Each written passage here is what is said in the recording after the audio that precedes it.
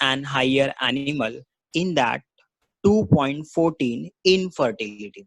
Okay, what is the meaning of a infertility? If the couple having a 1 year of a regular unprotected intercourse, after a 1 year of a regular unprotected intercourse, if that couple have don't having any child, अगर वो couples को कोई भी child नहीं हो रहा है because of n number of reasons, so that condition is called it as a infertility. अगर उनको child नहीं हो रहा, अगर अनप्रोटेक्टेड सेक्स करने के बाद भी means they are not using any type of precaution and not using any type of birth control measure, और फिर भी उनको चाइल्ड नहीं हो रहा है, सो फिर this is called it as a infertility. There are so many causes for them, you can see in this diagram, यहाँ पर दिया है.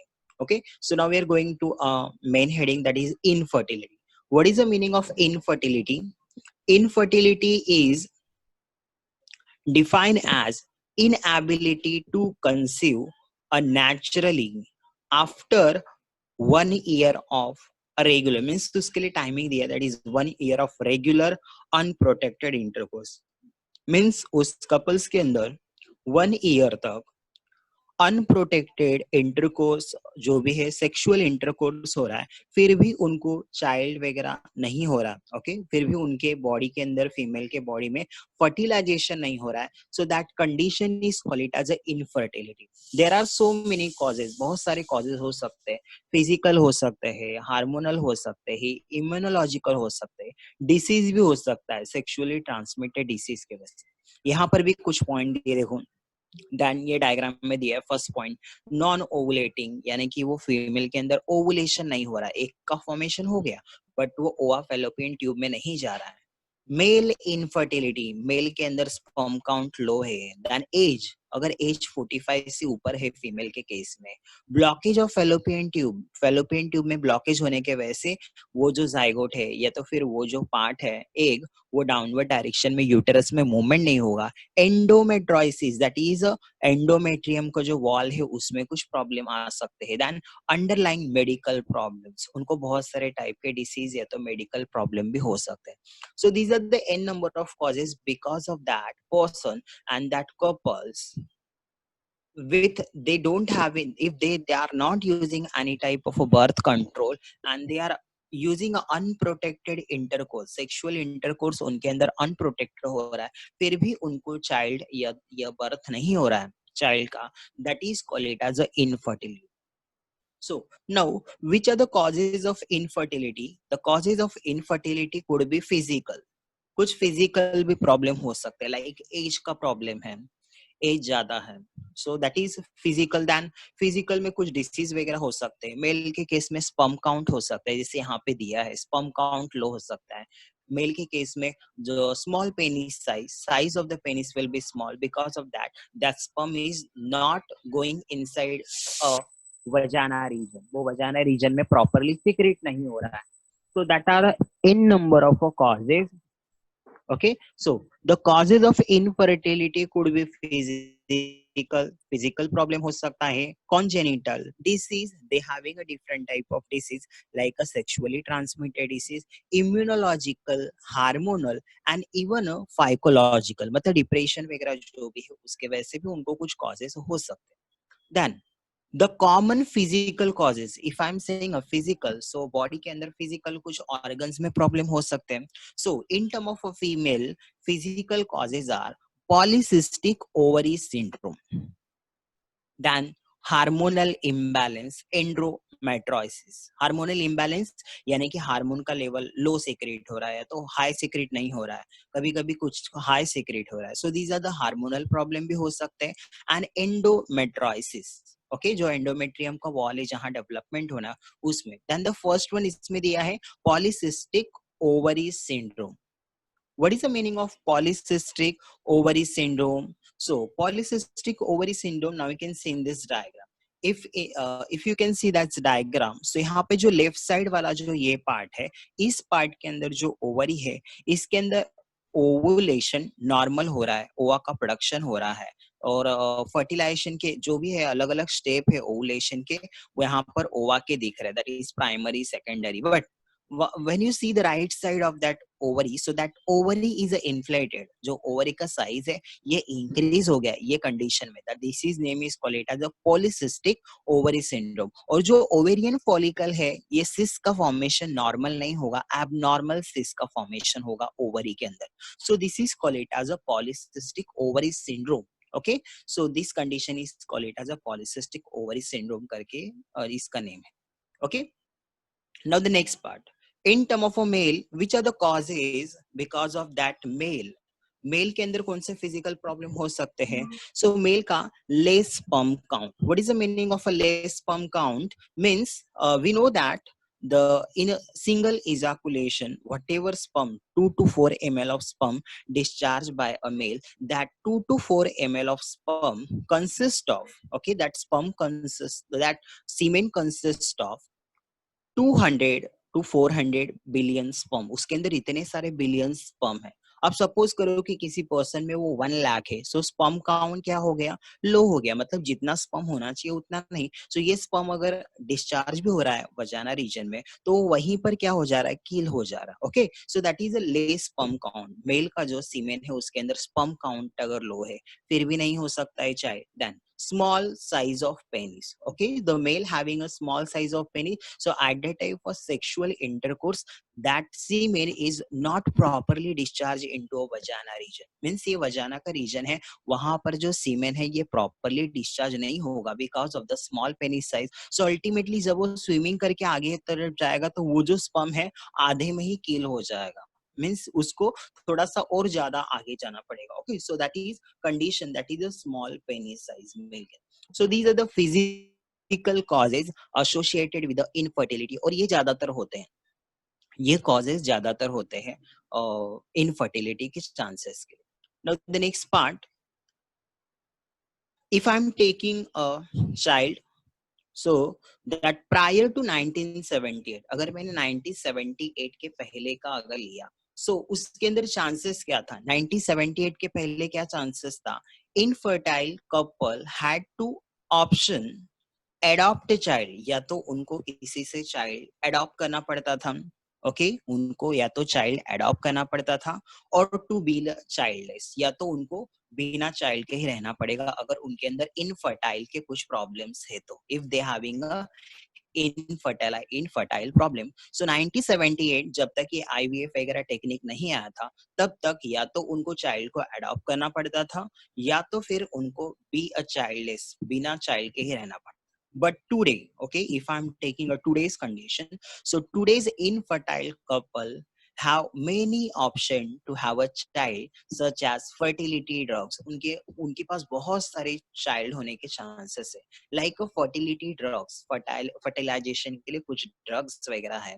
Test tube baby, that is IVF, in vitro fertilization, artificial insemination. Male का अगर mail के अंदर कोई sperm count low है तो ऐसे टाइम में मेल के स्पर्म को कलेक्ट करके with the help of injection और a catheter, that sperm will be discharge into a uterus of a female, so that is called it as a artificial insemination.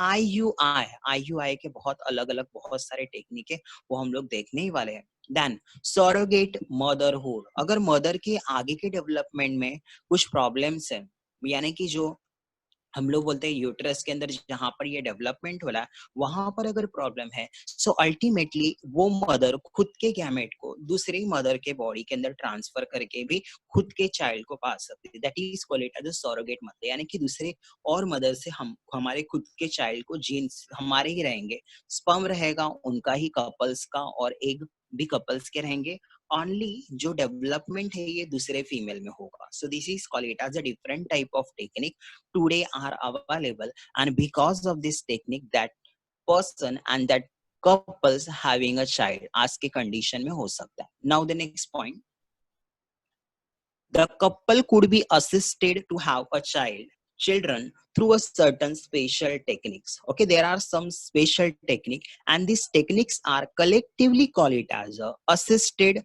reproductive technology. Okay, that technically call it as a assisted reproductive technology. In that there are some assisted type है, देखो इसके अलग अलग assisted reproductive technology के पहला वाला type दिया है IVF, इन विट्रो फर्टिलाइजेशन। इसके अंदर क्या है, मेल का स्पर्म लिया टेस्ट ट्यूब में और फीमेल के बॉडी में से ओवरी में से कलेक्ट किया ओवम और उसको मिक्स कर दिया और फिर आगे का स्टेप होने के बाद जाइगोट का फॉर्मेशन होने के बाद फीमेल के बॉडी में ट्रांसफर कर दिया। Then IUI, intrauterine insemination, then intrafallopian transfer, then ICSI, that is intra cytoplasmic sperm injection, जो कि आपको यहाँ डायग्राम में दिया है। देखो ये जो एग है, एग के अंदर डायरेक्टली स्पर्म को इंजेक्ट कर दिया। Okay, so that is called it as intra. इसके बारे में हम लोग थोड़ा सा डिटेल में अब देखेंगे, which are this technique, the different type of technique for fertilization होने के लिए। The first one well known technique, जो कि आपने भी सुना होगा अगर आप लोग बॉम्बे या तो कहीं पर विजिट करते हो। नॉर्मली हमारे यहाँ ज्यादातर नहीं है, बट अगर हम लोग बॉम्बे वगैरह जहाँ पर भी विजिट करेंगे तो वहां पर आपको हॉस्पिटल्स के बोर्ड जो है ऐसे मिल जाएंगे, that is IVF centre. So what is the full form of that IVF? The full form of IVF is in vitro fertilization. Fertilization तो हमको पता है, ओके। Fertilization, this is called it as a union of male and female gamete. Okay, male और female gamete का mixing करना यानी क्या है, फर्टिलाइजेशन। अब इन विट्रो मतलब क्या, और इसके दूसरा भी एक वर्ड है वीवो एंड दूसरा है दूसरा वाला वीवो वर्ड है और ये वाला विट्रो है। वीवो यानी क्या, जैसे कि हमारे बॉडी में अगर if I am taking example of a human, so human के बॉडी में फर्टिलाइजेशन बॉडी के अंदर होता है, वो नेचुरल प्रोसेस है, बॉडी के अंदर होगा। अगर वो बॉडी के अंदर जहां पे हो रहा है वहीं पर होगा, so this is called it as in vivo fertilization. Natural condition में इन वीवो फर्टिलाइजेशन। बट ये टेक्निक में क्या होता है, सो ये टेक्निक में जिनको प्रॉब्लम्स है, तो ऐसे पर्सन को, मेल पर्सन के गैमेट यानी स्पर्म लेना है, फीमेल के बॉडी में से एग निकालना, जैसे कि यहाँ पर आपको दिख रहा है, और इसको एक टेस्ट ट्यूब में या तो पेट्री प्लेट में मिक्स करने के बाद वो जायगोट का फॉर्मेशन मोरूला बन जाएगा। उसके बाद मोरूला को आर्टिफिशियली कहाँ पर, मतलब देखो ये जो टेक्निक है, फर्टिलाइजेशन कहाँ पर हो रहा है, पेट्री डिश में, लैब में हो रहा है, मतलब बॉडी से बाहर हो रहा है। इसको ही बोलना है विट्रो, जहां पर हो रहा है वहां पर नहीं, तो ये बाहर निकल के लैबोरेटरी कंडीशन में हुआ है। So that is called it as a vitro fertilization. So this is a full form और meaning of in vitro fertilization. Fertilization हो रहा है, विट्रो यानी कि बॉडी के बाहर आर्टिफिशियली हो रहा है। Okay, so this is called it as a in vitro fertilization.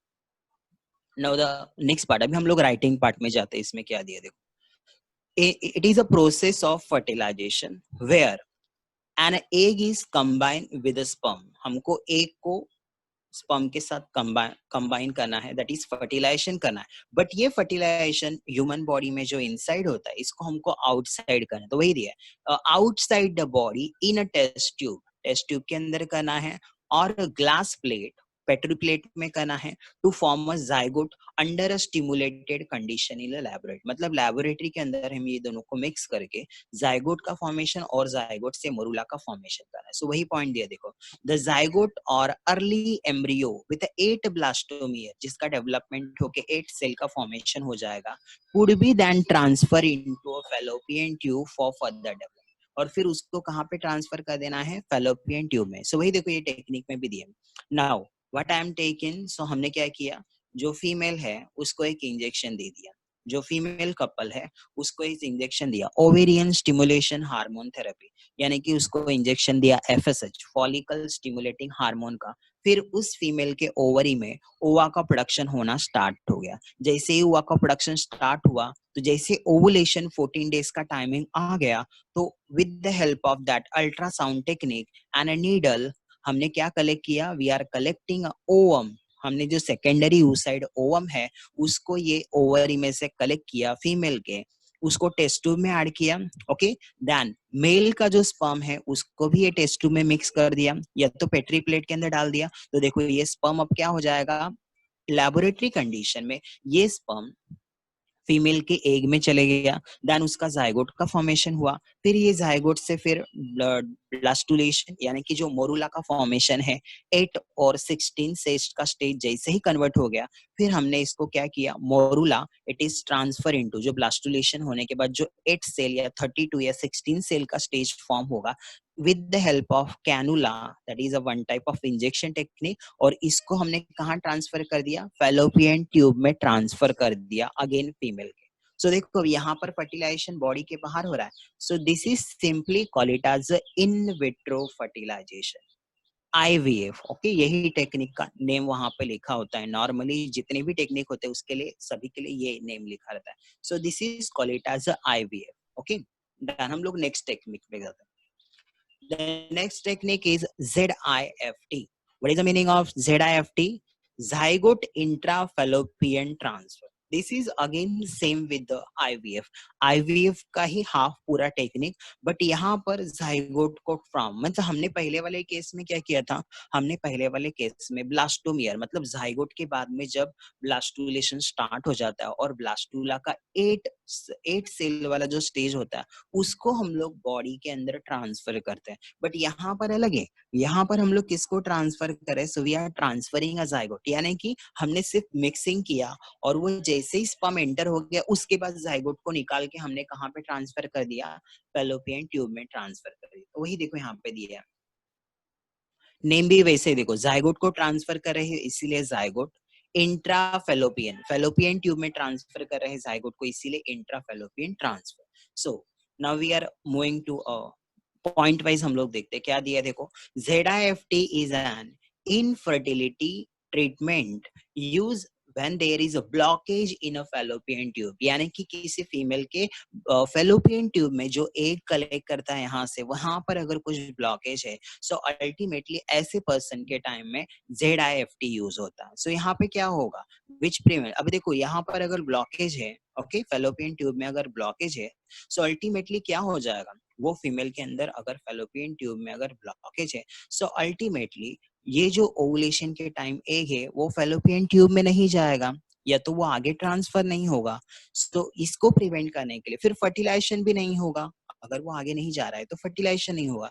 So in this method what they have condition, same IVF में जो हमने किया था। So in this method egg is remove from woman ovary, जो woman का ovulation step आ गया तो उस वुमन के जो एग है ओवरी के अंदर उसको इन रिमूव करना है। Then fertilization of egg with the sperm is brought outside the body under a sterile condition to form a zygote by a process called in vitro fertilization। मतलब IVF में जैसे हमने किया था वैसे मेल ने स्पर्म दिया, फीमेल के ओवरी में से एग कलेक्ट किया, उसको पेट्री प्लेट में मिक्स कर दिया, बट स्टेराइल कंडीशन बोला, स्टेराइल यानी कि बैक्टीरिया फ्री, वहां पर कोई जहां पर भी ये कंडीशन हो रहा है वहां बैक्टीरिया वगैरह कुछ भी नहीं होना चाहिए, या तो इसमें इंटरफेयर हो जाएगा। ओके, सो हमने क्या किया, ये पेट्री प्लेट के अंदर जो भी है जो एग रिमूव किया वो और प्लस स्पर्म मेल का डाल दिया।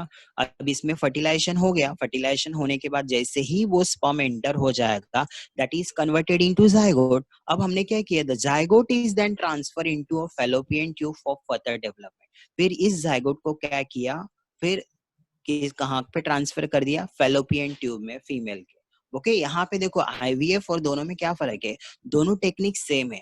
IVF में सिर्फ हमने क्या किया था, ब्लास्टोमियर फॉर्म होने के बाद 8 सेल वाला, बट यहाँ ब्लास्टुलेशन फॉर्म नहीं हुआ था, ब्लास्टुलेशन स्टेज स्टार्ट होने के पहले सिर्फ स्पर्म एंटर हो गया ना उसके बाद में इसको ट्रांसफर कर दिया, क्योंकि यहाँ ब्लॉकेज था ना और आगे का प्रोसेस तो हो सकता है, फिर उसको फेलोपियन ट्यूब में ट्रांसफर कर दिया और जाइगोट को, so this is called it as a zygote intrafallopian transfer. So this is call it as a ZIFT। Okay, both the technique are same, IVF और ZIFT सेम है।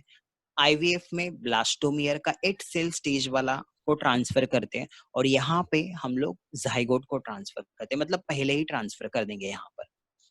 Now the next part, अभी देखो हमने पहले क्या किया था, mixing करने के बाद स्पर्म और एग को मिक्स करने के बाद जाइगोट का फॉर्मेशन हुआ, मतलब वो स्पर्म एग में एंटर होने के बाद उसको ट्रांसफर किया। यहाँ पर और भी पहले ट्रांसफर कर देना, यहाँ पर हमको सिर्फ क्या करना है, तो यहाँ पर हमको एग को कलेक्ट करना है और स्पर्म को कलेक्ट करना है, दोनों को मिक्स करना है, बट जाइगोट का फॉर्मेशन होने के पहले, मतलब वो स्पर्म एग में एंटर होने के पहले ही सिर्फ गैमेट को ट्रांसफर कर देना है फैलोपियन ट्यूब। ओके, फिर देखो उसके पहले का आईवीएफ के जैसे ही टेक्निक है यहाँ पर भी।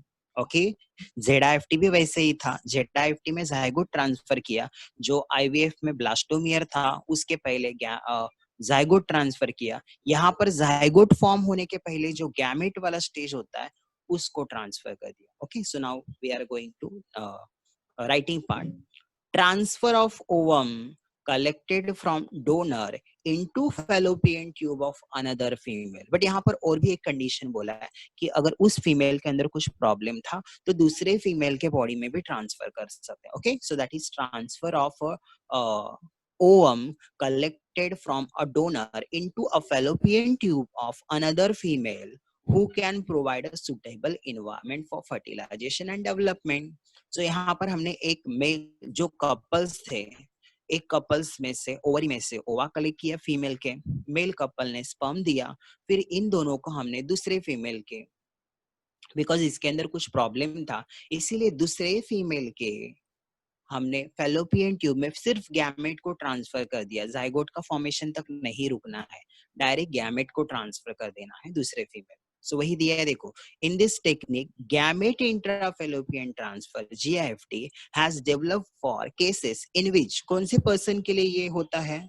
सो in which entrance of oviduct और upper segment of oviduct is block. मतलब ये जो फैलोपियन ट्यूब का जो ओविडक्ट है यहाँ पर कहीं ब्लॉकेज होगा उस फीमेल में। सपोज कर यहाँ ब्लॉकेज है तो स्पर्म नहीं आ पाएगा और फर्टिलाइजेशन हुआ फिर भी ये जो जाइगोट है वो डाउनवर्ड डायरेक्शन में मूवमेंट नहीं करेगा। सो ऐसे पर्सन जिनके फीमेल बॉडी के अंदर फैलोपियन ट्यूब और प्लस एंट्रेंस वाला जो पार्ट है अगर वो ब्लॉकेज है, सो ऐसे कंडीशन में ये टेक्निक यूज होता है और इसमें सिर्फ गैमेट को ट्रांसफर करना है, इसीलिए जीआईएफटी और दूसरे फीमेल में ट्रांसफर। सो वही पॉइंट दिया देखा, it is develop for a cases in which only entrance of oviduct और upper segment of oviduct in block, अगर वो ब्लॉक रहा तो इन दिस प्रोसीजर क्या करना है, ova and sperm are directly injected into region of oviduct. जो oviduct का पार्ट होता है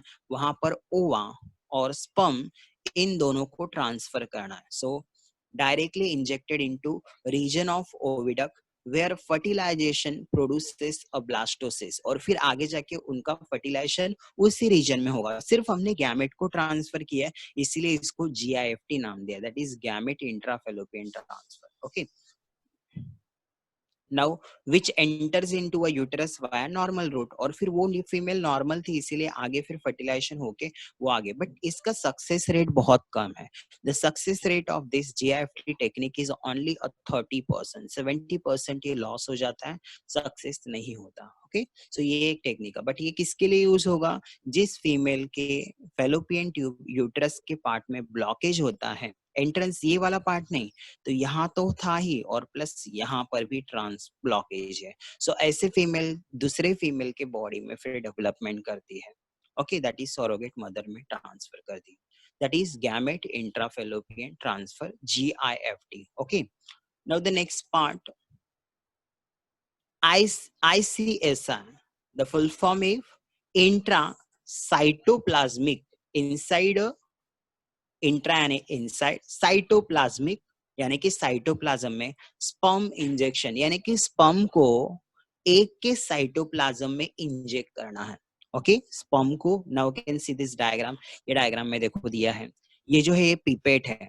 ओके, ये पीपेट है, पीपेट से सक्शन करके ये जो एग है ना, बड़ा वाला जो सर्कल है दैट इज एग, ये एग को सक्शन करके वो पीपेट ने पकड़ के रखा है, और दूसरी साइड से ये देखो एग के अंदर ये एग का साइटोप्लाज्म है, और फिर ये दूसरा जो इंजेक्शन है, नीडल है। ओके, इंजेक्शन जो नीडल है उसके अंदर स्पर्म है, और ये स्पर्म को कहाँ पे ट्रांसफर करना है, तो एक के साइटोप्लाज्म में ट्रांसफर कर देना, इसीलिए ICSI, intra cytoplasmic sperm injection करके इसको नेम दिया। Okay, so now can see that sperm का इंजेक्शन दिया। So ICSI is an in vitro fertilization, ये भी एक इन विट्रो, बॉडी के बाहर हो रहा है फर्टिलाइजेशन, इसीलिए ये भी एक इन विट्रो फर्टिलाइजेशन, बट यहाँ पर क्या हो रहा है, procedure in which single sperm cell is injected directly into cytoplasm, मतलब हम लोग पेट्री डिश में एग और वो ऐसे रखेंगे नहीं, वो खुद से होने नहीं देंगे, तो यहाँ पर डायरेक्टली स्पर्म को हम लोग क्या करेंगे, इंजेक्ट करेंगे नीडल से।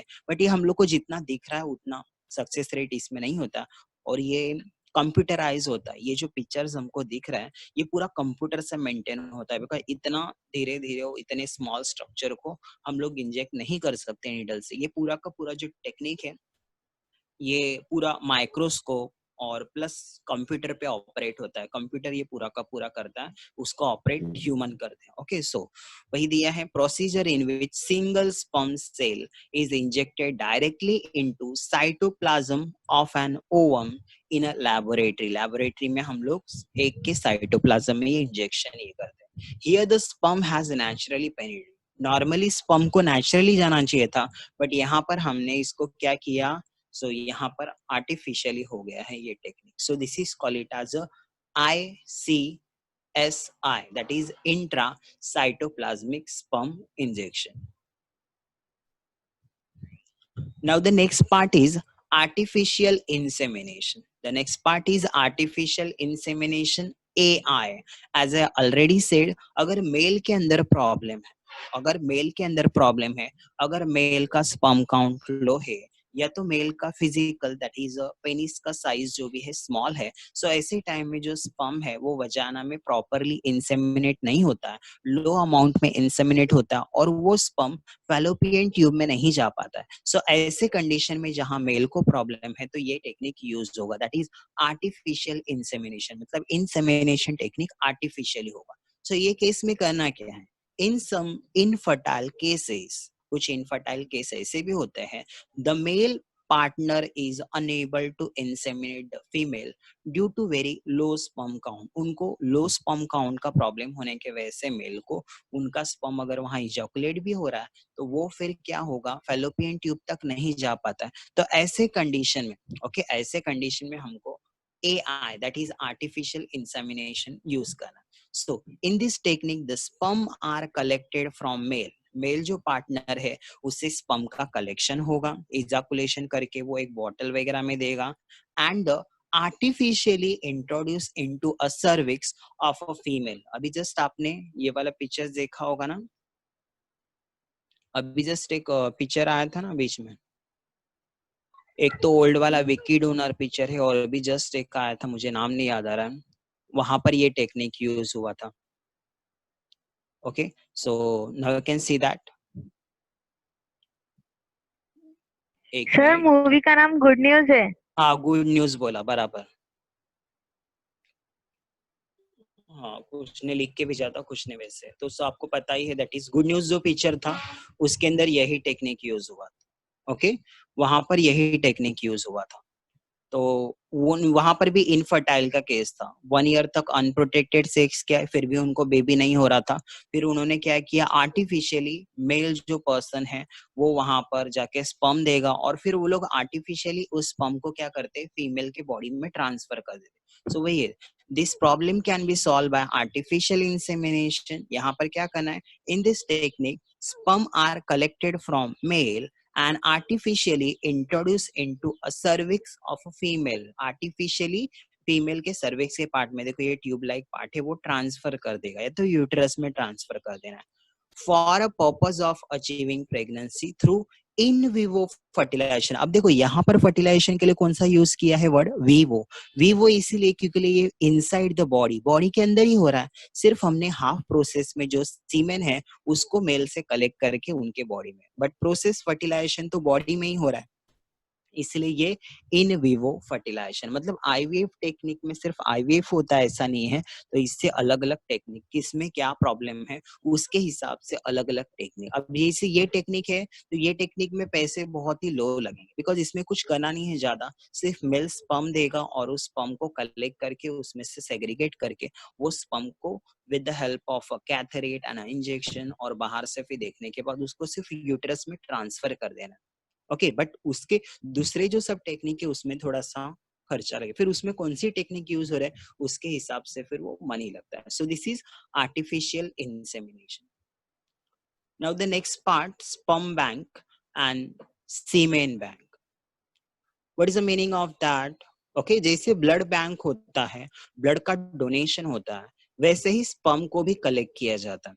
ओके, वैसे ही स्पर्म को भी कलेक्ट किया जाता है. Okay, sperm bank or a semen bank is a place which collects, store and provides the human sperm. Okay, जिनको बेबी ये करना है, बट उन्हें ऐसा लग रहा है कि ऐसे समझो कि ये जो मेल पार्टनर है, if the male partner having a some type of disease, या तो उसके अंदर कुछ ड्रॉबैक्स है, अगर उसने खुद के स्पर्म ये किए, नेचुरल प्रोसीजर यूज किया, तो उसमें ऐसा हो सकता है कि उसके अंदर प्रॉब्लम होने की वजह से वो चाइल्ड में वो डिसीज ट्रांसमिट हो सकता है. तो उनको नहीं ट्रांसमिट करना है डिसीज, बट फीमेल जो पार्टनर है वो नॉर्मल है. तो ऐसे केस में क्या है, वो लोग स्पर्म बैंक में जाके दूसरे पर्सन ने जो डोनेट किया है स्पर्म, उसको यूटिलाइज कर सकते हैं. Okay, so now the semen is provided by healthy male, that they are called it as a sperm donor. मतलब जो पर्सन यहाँ पर स्पर्म वगैरह डोनेट करते हैं, donate in the sense they get a money. Blood bank में अगर हम लोग डोनेट करने जाते हैं ब्लड, तो उसके लिए हमको कोई मनी नहीं मिलता, बट स्पर्म बैंक जो भी है, जो हेल्दी पर्सन होते हैं, वो एक्टर्स है, राइटर है, अलग अलग, जिनकी माइंड अच्छी है, प्लस उनका ग्रोथ अच्छा है, बॉडी एकदम अच्छा है, तो ऐसे पर्सन से ये लोग कलेक्ट करते हैं स्पर्म को, and they get the money. जो डोनेट करता है, they are called it as a sperm donor, और उनको उसके लिए अच्छा खासा मनी भी मिलता है. विकी डोनर पिक्चर्स में आपको मिल जाएगा, थोड़ा ओल्ड पिक, इतना भी ओल्ड नहीं है. So the sperm are stored in a sperm bank by cryopreservation. जिसने डोनेट किया है उसके स्पर्म को -डिग्री सेंटीग्रेड में, यानी कि नाइट्रोजन के अंदर माइनस टेम्परेचर में, लो टेम्परेचर में रखा जाता है. That is called it as a cryopreservation technique. Okay, and when the person, जिस कपल्स को भी वो स्पर्म ये करना, हायर करना, फिर वो लोग वहां से उसको कलेक्ट करते हैं और पे करके collect. So this is all about the sperm bank and semen bank. Now the next part, that is called it as a adoption. What's the meaning of adoption? ये लास्ट है, last part, that is कि अगर उनको और भी कुछ problem है, लेना ही नहीं है, वैसे वो टेक्निक नहीं यूज करना है, सो फिर लास्ट ऑप्शन है कि उनको चाइल्ड को अडॉप्ट करना पड़ेगा. Okay, so adoption is a legal process by which a couple or a single parents get legal rights, privilege and responsibility that are associated with the biological child for unbringing of the adopted child. यानी कि जो भी child को adopt करे, तो उनको legal rights मिलते हैं, जितने राइट्स नॉर्मल पेरेंट जो उनके होते हैं, बायोलॉजिकल पेरेंट, जितने उनको पेरेंट्स को राइट होते हैं, वो सभी जो लीगल राइट्स है, वो एडॉप्शन करने के बाद ये कपल्स को मिल जाते हैं. Okay, so an adoptive parent should be medically, but इसके लिए कुछ ये है, क्राइटेरिया है कि जो भी अडॉप्ट कर रहे हैं, वो जो पेरेंट्स हैं, वो कपल्स है, वो मेडिकली फिट होने चाहिए. Then financially able to take care of a adopted child, मतलब जिस चाइल्ड को वो लोग अडॉप्ट करें, एटलीस्ट फाइनेंशियली उनके पास इतना मनी होना चाहिए कि एटलीस्ट वो जो चाइल्ड को अडॉप्ट करे है, उसको वो अच्छा खासा जो भी उनका टीचिंग है, देन फूड है, उनका जो नॉर्मल है, वो सब ये कर सकते हैं. So means financially they can take care of a adopted child, वो लोग अडॉप्टेड चाइल्ड को पाल सकते हैं, इतना उनके पास फाइनेंशियल कैपेसिटी होना चाहिए. And the last one point, a person wishing to adopt a child must be at least 21-year old, but there is a no legal upper age limit for adoption. और at least उनका जो as है couples का है, तो single parents का 21 as complete होना चाहिए. So they get the right for adoption. फिर वो लोग क्या कर सकते हैं, adoption कर सकते हैं. So this is called it as all about adoption and the